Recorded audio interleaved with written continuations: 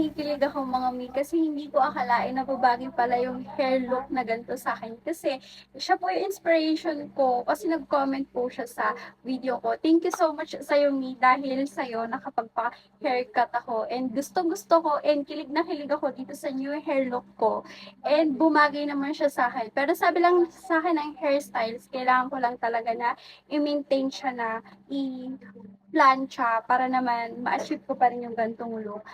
Siya yung inspiration ko, medyo malayo, pero pwede na din. Kasi ito po yung first time kong magpagupit mula nung nanganak ako, is hindi na ako nakapagpagupit ng buhok. And gayon lang talaga. And hindi ko akalain na ganito pala kaganda yung magiging resulta. Sobrang gustong gusto ko. Tignan nyo naman mga mi, parang mas lalong hindi ko sure, pero ganda-ganda talaga ako sa hairstyle ko ngayon. Parang may na-achieve akong new look, ganun. Kaya mga mi, this is your sign, magpagupit ka na. And I love yung haircut, oh. Tingnan nyo naman.